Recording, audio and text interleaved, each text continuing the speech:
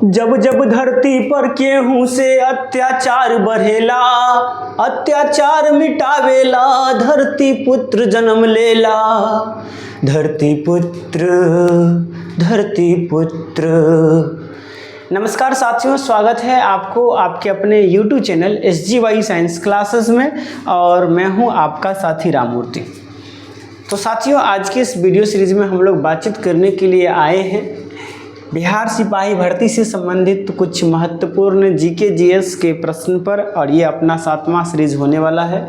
इससे पहले हम 6 लेक्चर अपने YouTube channel SGY science classes पर डाल चुके हैं।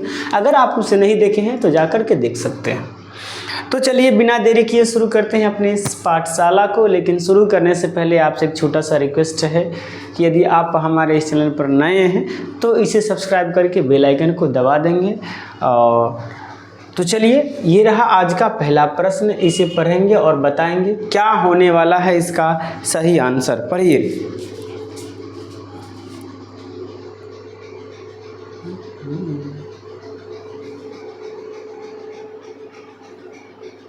जी,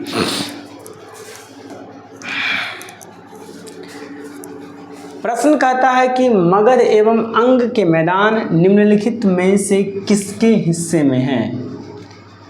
उत्तर गंगा वैली यानी उत्तरी गंगा का मैदान, मध्य गंगा वैली यानी मध्य गंगा का मैदान, लोअर गंगा वैली यानी निम्न गंगा का मैदान, या उपयुक्त में से एक से अधिक, या उपयुक्त में से कोई नहीं। तो इसका सही आंसर हो जाएगा बी यानी मध्य गंगा का मैदान। अब यहाँ पर हम 5 ऑप्शन दिए हैं। 5 ऑप्शन इसलिए दिए के हैं क्योंकि बिहार में जो एग्जामिनेशन हो रहा है, एक टीचर वाला और एक BPSC वाला, उसमें 5 ऑप्शन दिए जाते हैं। इसलिए उसी के मद्देनज़र हम यहाँ पर 5 ऑप्शन दिए हैं। तो इसलिए घबराइएगा नहीं, हो सकता है आपकी एग्जामिनेशन में कहीं 5 ऑप्शन भी दे दे, लेकिन 4 ऑप्शन तो रहेगा ही रहेगा। तो याद रखेंगे इसे, यानी इसका सही आंसर क्या हो जाएगा? ऑप्शन नंबर बी हो जाएगा, मध्य गंगा का मैदान। देखिए यहाँ कहता है कि मध्य गंगा के मैदानी पूर्वी उत्तर प्रदेश और संपूर्ण बिहार तक विस्तृत है। मतलब मध्य गंगा का मैदान जो है वो पूरे बिहार के साथ साथ उत्तर प्रदेश का पूर्वी भाग भी इसमें आता है।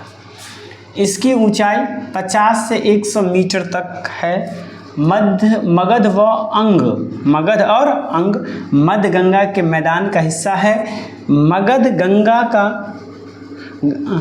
गंगा का मैदान कृषि के लिए प्रसिद्ध है।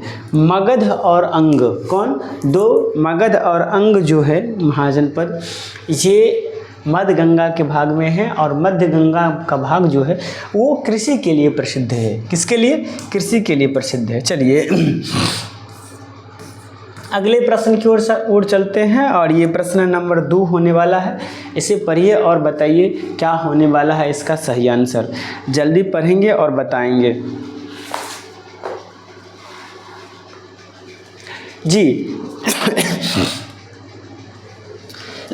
सॉरी, कहता है कि कौटिल्य किस स्थान पर राजनीतिक विज्ञान और अर्थशास्त्र के प्राध्यापक थे? नालंदा, पाटलिपुत्र, तक्षशिला, उपयुक्त में से एक से अधिक, या उपयुक्त में से कोई नहीं। तो कौटिल्य, जिसे चाणक्य के नाम से भी जाना जाता है, वो तक्षशिला में राजनीतिक विज्ञान और अर्थशास्त्र के प्राध्यापक थे। चलिए यहाँ पर आप देख सकते हैं सॉरी, कौटिल्य, जिन्हें चाणक्य के नाम से भी जाना जाता है, एक प्रसिद्ध भारतीय अर्थशास्त्री, दार्शनिक और राजनीतिज्ञ सलाहकार थे। ये प्राचीन तक्षशिला विश्वविद्यालय में राजनीतिक विज्ञान और अर्थशास्त्र के प्राध्यापक थे। उन्होंने अर्थशास्त्र नामक पुस्तकें लिखी। कौन? कौटिल्य या चाणक्य जो है वो अर्थशास्त्र नामक पुस्तक लिखी, और अर्थशास्त्र में राजनीति के बारे में वर्णन है। ये बात को याद रखेंगे। चलिए अगले प्रश्न की ओर चलते हैं, और ये प्रश्न संख्या शायद 3 होने वाला है। इसे पढ़ेंगे और बताएंगे क्या होने वाला है इसका सही आंसर। प्रश्न संख्या 3 है ये। कितना प्रश्न? ये प्रश्न संख्या 3 है। प्रश्न कहता है कि प्राचीन भारतीय धातु क्रम का आश्चर्य लोहे का स्तंभ किस शहर में स्थित है? पुणे में, दिल्ली में, लखनऊ में, उपयुक्त में से एक से अधिक या उपयुक्त में से कोई नहीं। तो लौह स्तंभ जो है वो कहाँ है? दिल्ली में है। ऑप्शन नंबर बी जो है इसका सही हो जाता है। यहाँ आप देख सकते हैं, कहता है कि प्राचीन भारतीय धातु क्रम का आश्चर्य लौह स्तंभ दिल्ली में स्थित है। कहाँ स्थित है? दिल्ली में स्थित है। यह कुतुब परिषद में खड़ा है और अपनी जंग प्रतिरोधक संरचना के लिए प्रसिद्ध है। ये किसके लिए प्रसिद्ध है? जंग प्रतिरोधक संरचना के लिए। कहता है कि स्तंभ 7 मीटर से अधिक ऊंचा है। लोहे का स्तंभ चंद्रगुप्त द्वितीय विक्रमादित्य यानी जिसका शासनकाल 375 ईस्वी से 413 ईस्वी तक था, द्वारा विजय स्तंभ के रूप में बनाया गया था। यानी ये जो लौह स्तंभ है, दिल्ली का लौह स्तंभ जो है, ये चंद्रगुप्त द्वितीय ने बनवाया था। किसने बनवाया था? चंद्रगुप्त द्वितीय या चंद्रगुप्त विक्रमादित्य ने बनाया था। चलिए अगले प्रश्न की ओर चलते हैं और ये अपना प्रश्न संख्या 4 होने वाला है। क्या होने वाला है? प्रश्न संख्या 4, सॉरी, ये प्रश्न संख्या 4 होने वाला है। पढ़ेंगे इस प्रश्न को और बताएंगे क्या होने वाला है इसका सही आंसर। पढ़िए इसको, हम हट गए हैं थोड़ा, आप इसे पढ़िए और बताइए क्या होने वाला है इसका सही आंसर। प्रश्न कहता है कि ऐतिहासिक दक्षिणापार्थ नामक क्षेत्र का विस्तार है दक्षिण विंध्याचल पर्वत श्रेणी से कृष्णा नदी के मध्य, विंध्याचल पर्वत श्रेणी से कावेरी नदी के मध्य, सतपुरा पर्वत श्रेणी से नीलगिरी के मध्य, उपयुक्त में से एक से अधिक या उपयुक्त में से कोई नहीं। तो इसका सही आंसर होने वाला है डी, उपयुक्त में से एक से अधिक। अब कहिएगा कैसे? तो इसके लिए हम लोग थोड़ा जानकारी प्राप्त करते हैं और वो जानकारी ये रहा आपके स्क्रीन बोर्ड पर। यहाँ पर आप देख सकते हैं कि भारतीय इतिहास में दक्षिणापथ क्षेत्र के तहत विंध्याचल पर्वत श्रेणी से कृष्णा नदी, विंध्याचल पर्वत श्रेणी से कृष्णा नदी एवं कावेरी नदी तक के क्षेत्रफल को सम्मिलित किया गया है। इसमें सतपुरा से नीलगिरी पर्वत श्रेणी का भाग भी का क्षेत्र भी सम्मिलित है। अतः उपयुक्त में से एक से अधिक विकल्प सही है। इस प्रकार विकल्प डी जो है इसका अभिष्ट उत्तर होगा। चलिए अगले प्रश्न की ओर चलते हैं और ये अपना प्रश्न संख्या 5 होने वाला है। प्रश्न संख्या ये 5 होने वाला है। इसे पढ़ेंगे और बताएंगे क्या होने वाला है इसका सही आंसर। कहता है कि मोहम्मद बिन तुगलक के शासनकाल में भारत आए प्रसिद्ध मुस्लिम खोजकर्ता इब्न बतूता किस देश के यात्री थे? अफ़गानिस्तान की, मोरक्को को, इराक के, उपयुक्त में से एक से अधिक या उपयुक्त में से कोई नहीं। देखिए अगर इस प्रश्न को घुमाने के बजाय डायरेक्ट पूछ देता इब्न बतूता किस देश के थे, इब्न बतूता किस देश से आए थे, तो इसका डायरेक्ट आंसर हो जाता मोरक्को। लेकिन यहाँ पूछ दिया कि इब्न बतूता किसके शासनकाल में आया था, तो ये भी इम्पोर्टेंट हो गया, मोहम्मद बिन तुगलक। याद रखेंगे इब्न बतूता किसके शासनकाल में आया था? मोहम्मद बिन तुगलक के शासनकाल में आया था और वो मोरक्को के थे। कहाँ के थे? मोरक्को के थे। इस बात को याद रखेंगे। आप यहाँ पर देख सकते हैं कि सल्तनत कालीन तुगलक वंशी शासक मोहम्मद बिन तुगलक के शासनकाल में आए प्रसिद्ध खोजकर्ता एवं यात्री इब्न बतूता अफ्रीका के मोरक्को का निवासी था। यानी मोरक्को कहाँ है? अफ्रीका कॉन्टिनेंट में है और वे वहाँ के मोरक्को के निवासी थे। वह मध्य एशिया के मार्ग से होते हुए भारत के सिंध प्रांत में 1333 में पहुँचा।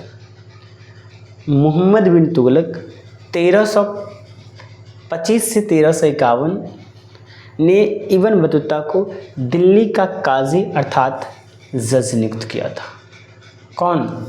मोहम्मद बिन तुगलक।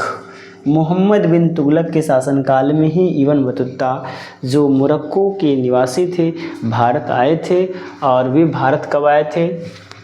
1333 में। और उसके बाद 1325 से लेकर के 1351 तक मोहम्मद बिन तुगलक, यहाँ पर मोहम्मद बिन तुगलक शासन किया था। कहाँ? दिल्ली सल्तनत में। और मोहम्मद बिन तुगलक ने ही इसे काजी या जज नियुक्त किया था। तो यहाँ से एक प्रश्न और बन सकता है कि इब्न बतूता को जज या काजी कौन नियुक्त किया था। तो इसका सही आंसर हो जाएगा मोहम्मद बिन तुगलक, जो दिल्ली सल्तनत के शासक थे। ये प्रश्न संख्या 6 होने वाला है और इसे आप पढ़िए और बताइए क्या होने वाला है इसका सही आंसर। प्रश्न कहता है कि निम्नलिखित ब्रिटिश शासन के दौरान भारतवर्ष के अंतर्गत निर्वनीकरण का कौन सा कारण था। मतलब जब ब्रिटिश शासन काल के दौरान भारत में निर्वनीकरण कहने का मतलब है वनों की कटाई करने का मुख्य कारण क्या था। पहला कहता है रेलवे के मार्गों पर तख्ते यानी स्लीपर की मांग को पूरा करने तथा शाही नौसेना के लिए इमारती लकड़ी की आपूर्ति। दूसरा है नियोजित वनों की मांग को पूरा करने तथा चाय एवं कॉफ़ी का वृक्षारोपण करना। तीसरा है सी है विस्तारित खेती की मांग को पूरा करने के लिए भूमि को उन्नत करना। डी में है उपयुक्त में से एक से अधिक और ई में है इनमें से कोई नहीं। तो इसका सही आंसर हो जाएगा सी, विस्तारित खेती की मांग को पूरा करने के लिए भूमि को उन्नत करना। क्या करना? भूमि को उन्नत करना। यहाँ पर आप देख सकते हैं कहता है कि ब्रिटिश शासन के दौरान भारत में निर्वनीकरण मतलब वनों की कटाई मुख्य कारण विस्तारित खेती की मांग को पूरा करने के लिए भूमि को उन्नत करना था। साथ ही बड़ी जनसंख्या, अधिक खाद्यान्न की मांग, वाणिज्यिक फसल और लकड़ी की उत्पादन निर्वनीकरण के मुख्य कारण थे। सॉरी, यहाँ पर हमने आपको शायद सी बता दिया, जबकि इसका सही आंसर डी होने वाला है। इसका सही आंसर क्या होने वाला है?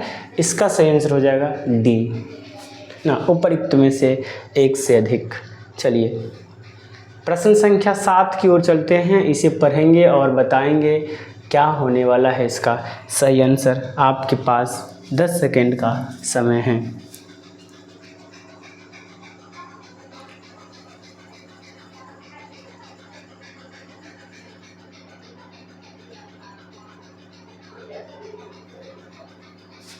चलिए टाइम अप। कहता है कि 1869 में अंतर्देशीय उत्प्रवास अधिनियम ने यह प्रस्ताव दिया कि, यानी 1869 के जो अंतर्देशीय उत्प्रवास अधिनियम था उसमें क्या प्रस्ताव था? पहला कि वनों को छोड़ने के लिए बगान श्रमिकों को अनुमति की आवश्यकता थी। दूसरा, बगान श्रमिकों को विवाह करने की अनुमति नहीं थी। तीसरा, बगान श्रमिकों को चाय बगानों को अनुमति के बिना छोड़ने की अनुमति नहीं थी। तो इसका सही आंसर जो हो जाएगा वो हो जाएगा सी। ये जो था उत्प्रवास, अंतर्देशीय उत्प्रवास, इसका मुख्य उद्देश्य ही था कि जो चाय में जो श्रमिक लगे हुए हैं उसको बरकरार रखना, और इसके अंतर्गत ये था कि जो श्रमिक चाय के बागान में काम करते हैं वो बिना अनुमति के छुट्टी नहीं ले सकते हैं या बाहर नहीं जा सकते हैं। यहाँ आप देख सकते हैं कहता है कि 1859 का अंतर्देशीय उत्प्रवास अधिनियम ब्रिटिश भारत में औपनिवेशिक सरकार द्वारा पारित किया गया था।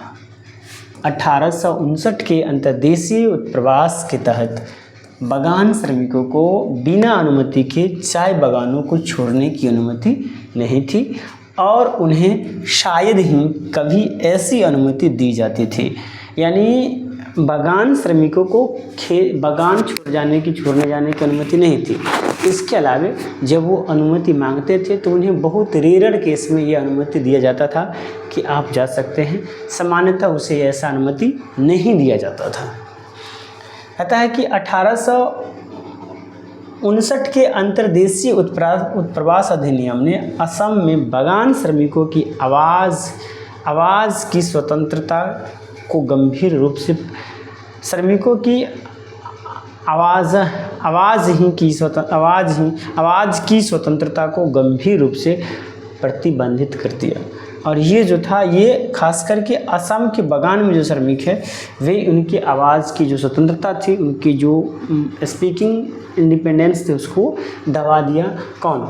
1859 के अंतर्देशीय उत्प्रवास अधिनियम। चलिए अगले प्रश्न की ओर चलते हैं और अगला प्रश्न को पढ़िए और बताइए क्या होने वाला है इसका सही आंसर। पहले आप इसे पढ़िए और बताइए क्या होने वाला है इसका सही आंसर।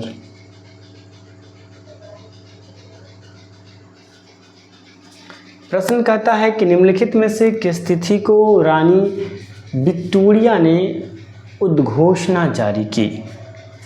1 नवंबर 1857, 27 मार्च 1858, 1 नवंबर 1858, उपरोक्त में से एक से अधिक या उपरोक्त में से कोई नहीं। तो इसका सही आंसर होने वाला है 1 नवंबर 1858 को रानी विक्टोरिया ने उद्घोषणा की। अब इसके पीछे की कुछ महत्वपूर्ण जानकारी हम लोग यहाँ प्राप्त करेंगे। इसमें आप देख सकते हैं कि लिखा गया है कि ब्रिटिश संसद ने 1858 के सदन के एक अधिनियम को पारित किया और जिम्मेदार प्रतिबंधन के लिए ईस्ट इंडिया कंपनी से ब्रिटिश क्राउन को अधिकार हस्तांतरित किया गया। यानी 1 नवंबर 1858 को ब्रिटिश संसद में जो भारत पर जो कंपनी का शासन था उसे अब ब्रिटिश क्राउन के हाथ में स्थानांतरित किया गया। उद्घोषणा जिसे भारत के लोगों की मेग्मा कार्ट भी कहा जाता है और इस उद्घोषणा को भारत के लोगों की मेघना कार्ट भी कहा जाता है कि घोषणा लॉर्ड कैनिन ने 1 नवंबर 1858 को इलाहाबाद के एक दरबार में किया था। यानी इसका उद्घोषणा कौन किया था? लॉर्ड कैनिन ने 1 नवंबर 1858 को इलाहाबाद के दरबार में। चलिए अगले प्रश्न की ओर चलते हैं। अगला प्रश्न 9वां प्रश्न ये है आपके स्क्रीन बोर्ड पर, आप इसे पढ़ेंगे, पढ़ के जवाब देंगे क्या होने वाला है इसका सही आंसर। प्रश्न कहता है कि निम्नलिखित में से किसने रानी लक्ष्मीबाई को ग्वालियर पर अधिकार करने में सहायता की? अफगान ने, ईरानी ने, मुगल ने, उपरोक्त में से एक से अधिक या उपरोक्त में से कोई नहीं। तो इसका सही आंसर जो होने वाला है वो हो जाएगा अफगान। अब ये मदद कैसे की इसके बारे में हम लोग यहाँ जानकारी प्राप्त करते हैं। कहता है कि रानी लक्ष्मीबाई को ग्वालियर पर अधिकार करने में अफगानों की सहायता की थी, अफगानों ने सहायता की थी। 1858 की क्रांति में महारानी लक्ष्मीबाई ने फिरंगियों से लोहा लेने के लिए बंदा नवाब अली बहादुर द्वितीय को, जिन्होंने वे अपना भाई मानती थी, को पत्र लिखकर राखी भेजकर उनकी लाज रखने को कहा। मतलब कौन? रानी लक्ष्मीबाई ने बंदा बहादुर को पत्र लिख करके वो राखी भेजी और कहा कि मेरी लाज रखिए। बंदा नवाब ने 10,000 सैनिकों के साथ झांसी लड़ने के लिए पहुंच गया और वो एक बहन की लाज बचाने के लिए एक भाई के नाते बंदा नवाब अपने 10,000 सैनिक को लेकर के और वो झांसी ग्वालियर पहुंच गए। चलिए अगले प्रश्न की ओर चलते हैं और अगला प्रश्न ये रहा आपके स्क्रीन बोर्ड पर। प्रश्न कहता है कि 1857 के विद्रोह को किसके द्वारा पहली बार प्रथम भारतीय स्वतंत्रता संग्राम के रूप में वर्णित किया गया है? बी.डी. सावरकर, बाल गंगाधर तिलक, आर.सी. मजूमदार, उपरोक्त में से एक से अधिक या उपरोक्त में से कोई नहीं। तो इसका सही आंसर हो जाएगा बी.डी. सावरकर। क्या हो जाएगा इसका सही आंसर? बी.डी. सावरकर जो है वो इसका सही आंसर होने वाला है। इससे संबंधित कुछ जानकारी आप आगे भी देख सकते हैं। यहाँ आप देख सकते हैं कि 1857 के विद्रोह को बी.डी. सावरकर द्वारा पहली बार प्रथम भारतीय स्वतंत्रता संग्राम के रूप में वर्णित किया गया था। उन्होंने अपनी पुस्तक the Indian war of independence 1857 में लिखा था कि 1857 का भारतीय विद्रोह ब्रिटिश उपनिवेशिक नियंत्रण के लिए व्यापक प्रतिरोध की पहली अभिव्यक्ति थी। मतलब ये बात वो कहाँ लिखे थे, the Indian war of independent 1857। अगले प्रश्न की ओर चलते हैं और अगला प्रश्न भी ये आपके स्क्रीन बोर्ड पर है और शायद ये सेकेंड लास्ट क्वेश्चन भी हो सकता है, तो इसे पढ़िए और बताइए क्या होने वाला है इसका सही आंसर। प्रश्न कहता है कि किस अंग्रेज सैन्य अधिकारी यानी जनरल ने झांसी की रानी को यह कहते हुए श्रद्धांजलि दी कि यहाँ वह औरत सोई हुई है जो विद्रोह में एकमात्र मर्द थे। क्या वो हीरोज थे, कैंपबेल थे, हेडसन थे, उपरोक्त में से एक से अधिक या उपरोक्त में से कोई नहीं? तो इसका सही आंसर हो जाएगा हीरोज। हीरोज ने कहा था कि यहाँ सोई हुई यहाँ वह औरत सोई हुई है जो इस पूरे विद्रोह में पहली मर्द थी, यानी ऑप्शन नंबर ए जो है वो सही होने वाला है। चलिए आप यहाँ देख सकते हैं, कहा गया है कि अंग्रेज सैन्य अधिकारी यानी जनरल हीरोज ने झांसी की रानी लक्ष्मीबाई को यह कहते हुए श्रद्धांजलि दी कि यहाँ वह औरत सोई हुई है जो विद्रोह में एकमात्र मर्द थी। 17 जून 1858 को ग्वालियर के पास कोटा के सराय में अंग्रेजों से लड़ते हुए रानी लक्ष्मीबाई का मृत्यु हुआ था। यानी इनका मृत्यु कहाँ हुआ था? ग्वालियर के पास कोटा के सराय में। कब हुआ था? तो 17 जून 1858 को। अगले प्रश्न की ओर चलते हैं और ये आज का लास्ट प्रश्न भी रहने वाला है। इसे पढ़ेंगे और बताएंगे क्या होने वाला है इसका सही आंसर।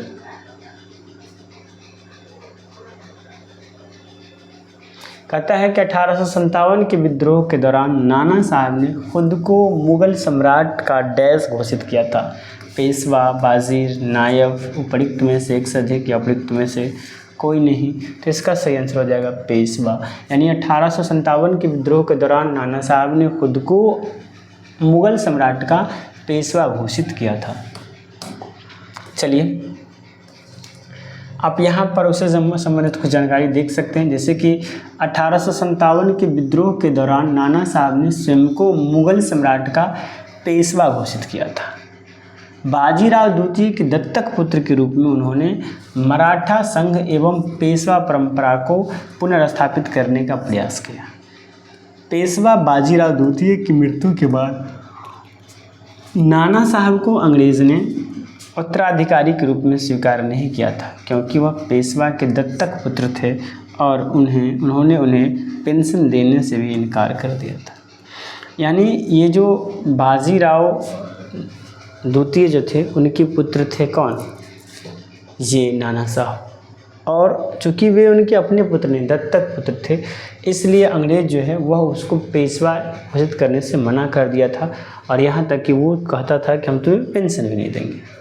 कहता है इस सब कारणों से वे 1857 के विद्रोह में भाग लेने को प्रेरित हुए और यही कारण था कि वे उन्हें पेशवा नहीं मानते थे, इसलिए वो 1857 के विद्रोह में क्या किए थे? भाग लिए थे। तो दोस्तों thank you for watching this video देखने के लिए आपको बहुत बहुत धन्यवाद। आपको कैसा लगा हमारा ये वीडियो कमेंट बॉक्स में ज़रूर बताइएगा। अगर अच्छा लगा है तो हमारे सेशन को लाइक कीजिए, साथ ही साथ यदि आप हमारे चैनल पर नए हैं तो इसे सब्सक्राइब करके बेल आइकन को दबा दीजिए। चलिए मिलते हैं नेक्स्ट वीडियो में। आज के लिए इतना ही। जय हिंद, जय भारत।